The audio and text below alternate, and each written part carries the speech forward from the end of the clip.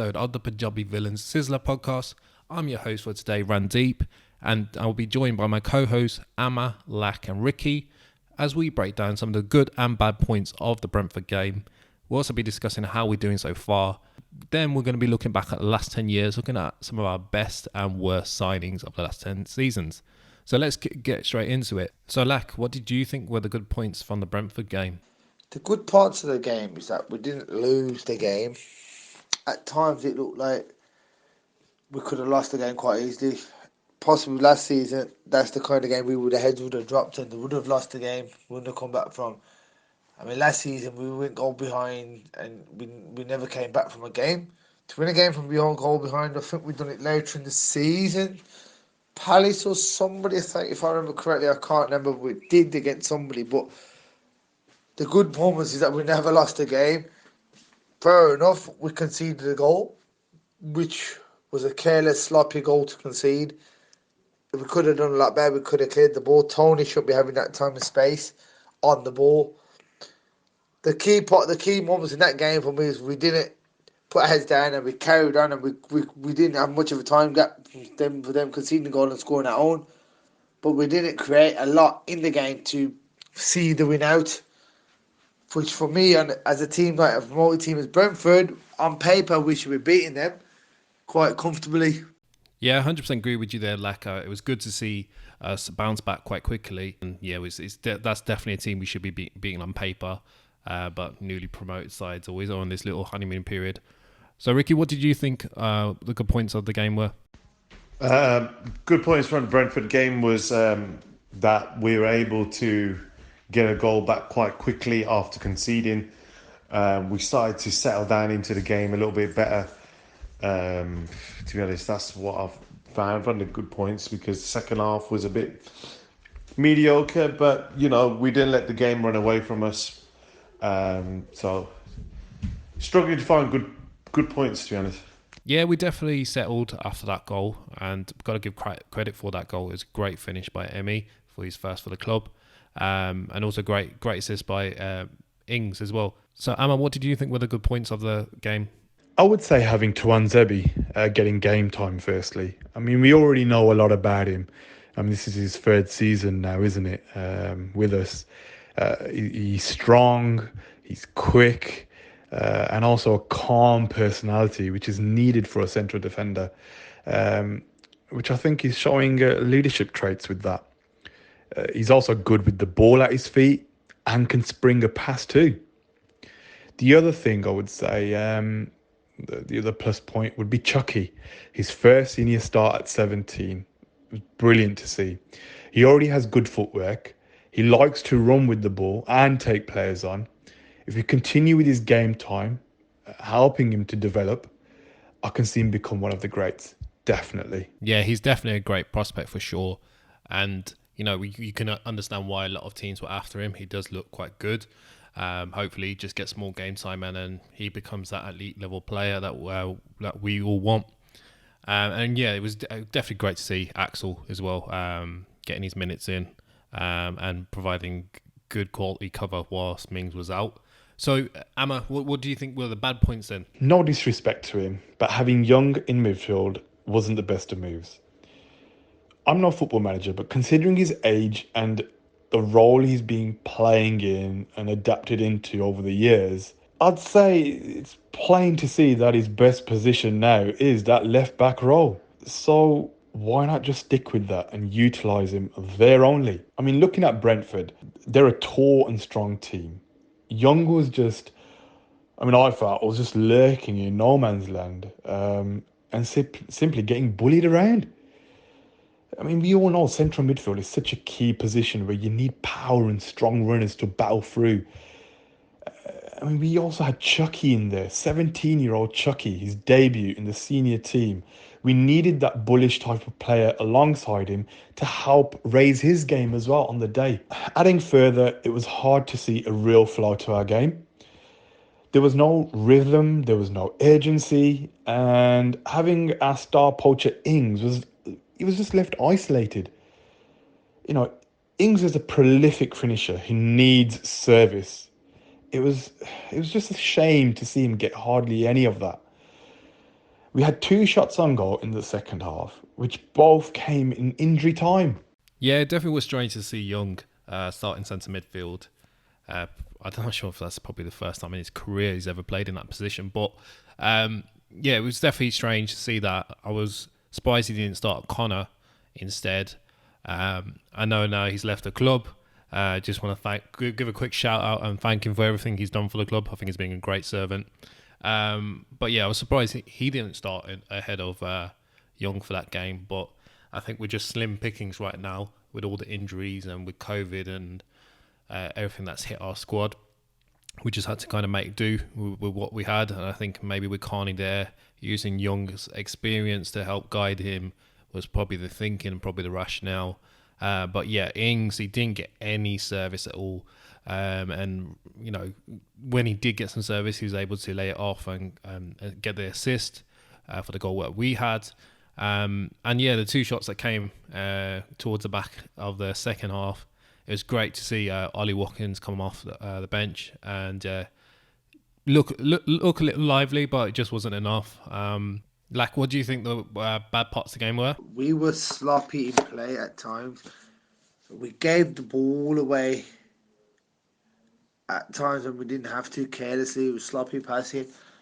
And then second balls, we wasn't challenging in the air for second balls. We wasn't going in for second balls. It was like our players were scared, or they were just off the pace, or they were slow reacting to the Brentford players.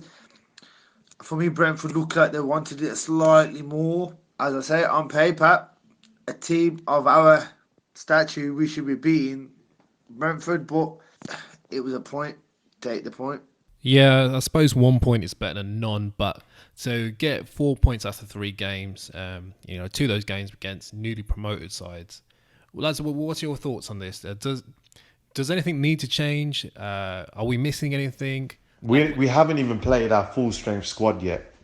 You know, we haven't seen Watkins on the pitch much. We haven't seen Traore at all. We haven't seen Bailey at all. We had Mings out.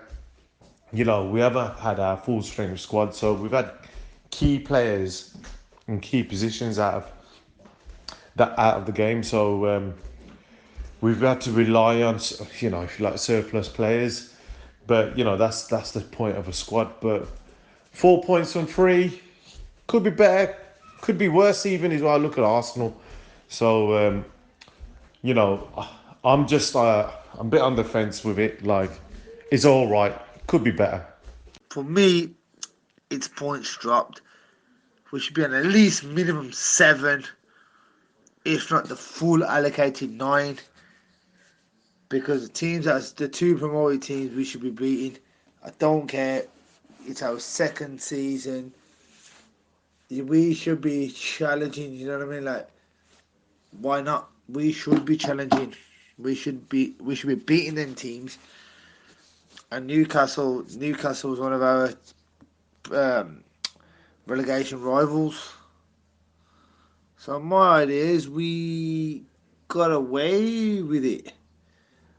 You know, it could be worse or off, but for me, we've dropped points. 4 points from 3 games is not good enough. Something needs to change. Obviously, give it time with the full strength team coming back with COVID and everything that's going on. We will improve, but as time goes on, we don't want to be losing points. But for now, we're steady.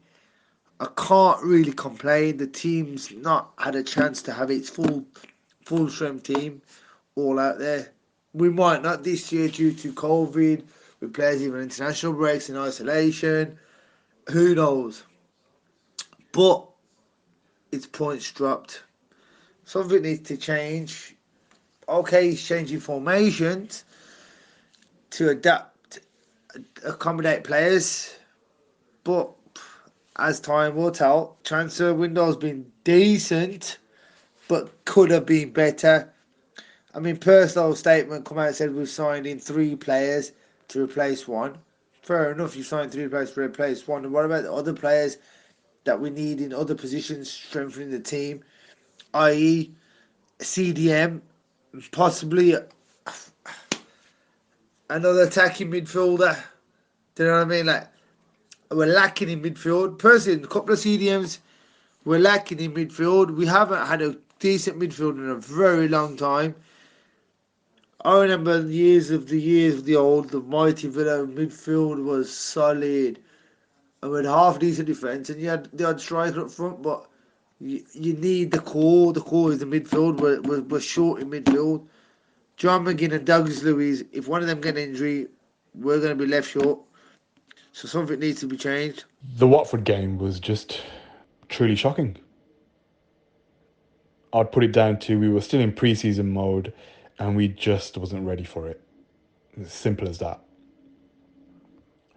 Going on to the Brentford game, I'm aware we've had a few key players out, but we were the home team and against a newly promoted side.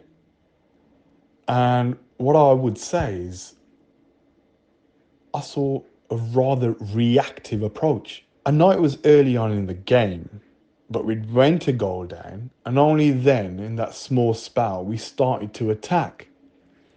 As a home team, you'd think, come kick-off, you'd start off on the front foot, moving the ball with pace and looking to attack at every given opportunity. But that wasn't really the case. And we weren't really on the front foot throughout. Again, similarly to the Newcastle game, it was a poor performance for a home team. And I'd add further by saying which lacked in urgency and impotence to attack.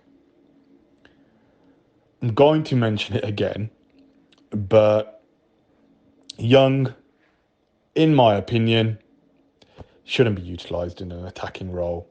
He hasn't got the power or legs anymore to carry himself through that battle which takes place in central midfield. It's clearly evident left back is his best position. So, Dino, if you do listen to this, please just utilise him there. Some great points there, lads, and shout out to Dino, Judge Dino, if you are listening to this, shout out to you. But yeah, I don't think we played well in any of those games so far. I think we've lacked pace, we've lacked a bit of intensity going forward. We've been really casual on the ball. Passing's been a bit off. We're just playing like it's a pre-season friendly so far, and with 3 games into this season, we should be getting better and seeing a bit more urgency in all those games, but we haven't seen that. And granted, we have key players missing, like Louise missing from the first game. We didn't have any wingers really for the first game. We had Al Ghazi and we had Traore, but we opted for Ashley Young in that first game on the wing to begin with. It's just lack of penetration, lack of urgency, some poor passing. It just hasn't been quite good so far. And again, those injuries and COVID has definitely affected that, and that's the whole purpose of having a squad. So for me, I would like to see maybe another midfielder come in, but this is the squad that we have to deal with in the next few months. So hopefully things do get better as some of our better players come back to the squad. People like Watkins, he did look a bit lively when he came back on. Bailey, I think he'll be an exciting prospect. And once we get McGinn back in the squad and Mings is playing back there, I'm sure things will get better from there on. Let's look back at the last 10 seasons. Who were the best summer signings for you guys? Let's start off with you, Rick. Benteke, probably one of the best signings that we've made in the summer. Then I'd say is Ings. Ings is a great signing. Mings as well, brilliant signing, Summers. So, but yeah, Mings was more so that because he played so well for us and we needed to get him. We paid over the odds at the time, what we thought. Everyone was thinking over the odds, but nah, he's well worth it in the long run. Ings is the rabbit out of the hat one with Danny Ings. And Benteke, we didn't know what we were getting with him when he came over, but boy, was he a player, man. Benteke, obviously a fan favourite. And one thing I just want to point out about Benteke, he's obviously from the Belgian league. We knew nothing about him, and in recent times we've got criticism for picking up the likes of Wesley and Samatta and a few other players from the Belgian leagues. Players like ex-players, even like Gabby, have criticised us for going there, saying they're not good enough for the Premier League. But Benteke is a classic example of the opposite of that. No, but there was a kid we signed for. I can't remember what the fee was. Maybe around 7 million at the time, and he definitely paid dividends back. What a great goal scorer! What a great signing. Yes, Mings, absolute legend. Somebody that was needed. He's great captain as well. He's always so vocal. So I think whilst it seemed a lot for defender at the time, I think it's justified now. And Ings, if he continues the way he's looking, he's a right bargain. So Amma, let's talk about your best signings. Amma, who do you think? I think I'm going to just focus on our recent signings with this one in our current window. Firstly, as we're all aware, we lost Jack, which is losing the heart of any team with a player of his qualities leaving. So it was really good to see the club take action quickly and quietly, getting some good business done. It was clear to see we lacked pace and power in our wide positions, especially since we've been back up in the Premier League. And having Bailey come in, he will bring just that. Power, pace, trickery. And we already seen glimpses of that in his brief intro in the second half against Watford. So I'm really looking forward to seeing more of him. So come on, Bailey, get match fit and get on that pitch. There's only one Leon Bailey. Secondly, Danny Ings. I mean, we haven't had a natural finisher and goal scorer at Villa in years. And at this level, he's one of the best in the business. So it was great to have him come in. And adding on, he's already banged in 2 goals in his first 3 games.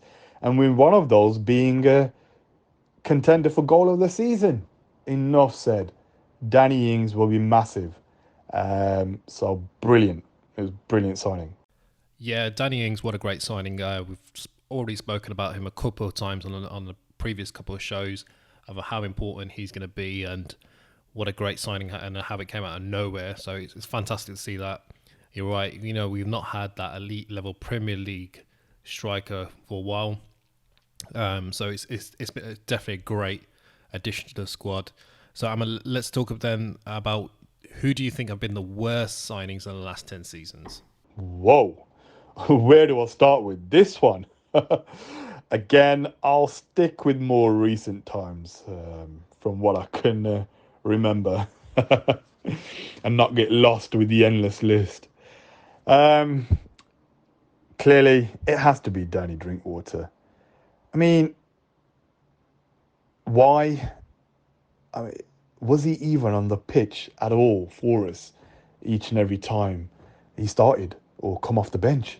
It was like playing with a man down. And this all come at a time when we were light in numbers and struggling to get points. I just felt we could have got someone in that could have added real value and made the task of survival a little easier for the lads, with having an experienced wise head amongst them. But, oh well, wasn't to be. And it's all history, as we survived. I'll leave it as that, otherwise I won't stop with this one. Yeah, Danny Drinkwater was terrible, but luckily it wasn't a permanent signing. It was just a loan signing. So it wasn't so bad. Lakh, who do you think? Danny Drinkwater. That player couldn't jump the gate. Was it McCormack? Yeah, Ross McCormack. Who else was a worst signing? That Jordan Vertut or whatever his name is, he underperformed. But for me, Danny Drinkwater was a pathetic waste of time. I cannot say how I feel about him because this is going out to the public. But if you really know how really know me, you really know how I feel. But yeah, Danny Drinkwater's the worst signing in the last 10 seasons. You cannot get any lower than that. That was just a waste of signing. I just can't believe why we did it. I mean, it wasn't to please the fans because the fans wasn't happy. None of us want Barney going down us. Not like him anyway. Yeah, Ross McCormack was such a shame because he was a proven championship goal scorer. So on paper, it was a great signing, but rumours have it that he had just got married and divorced pretty much instantly. Then was on the booze pretty hard, and that's kind of what affected him. But what a waste of signing. Could have had a great future at Villa, but unfortunately it just didn't work out. In terms of Jordan Vertu, I think he obviously developed into a very good player later, played well for Roma. I think just at the time, I think when he moved over, apparently he had issues settling in. Not only just language-wise, his girlfriend was pregnant at the time and they were living on a sofa and all sorts. I don't think he has been the worst signing. I think there was a lot of bad bunch from that little era that he came in through, like Rudy Gusted. He didn't really do anything for us, and people like Crespo that we signed. It was just some random signings at that point. I think we're just signing players for the sake of it. Rick, let's hear what you have to think about the worst signings in the last 10 seasons. Worst signings: Lescott, Inzogbia, not Nobby Solano, Baye, Habib Baye has to be one of the worst signings. We bought him, had him for 3 years. I think he played like 5 games, paid him 40 grand a week. He didn't even do anything. We look at Stephen Ireland and all that, but Baye was probably one of the worst, man. I really don't remember Habib Beye ever playing for us. Probably came off the bench once or twice. I have no idea. Probably just over the last 10 years though, but yeah, he wasn't a great signing.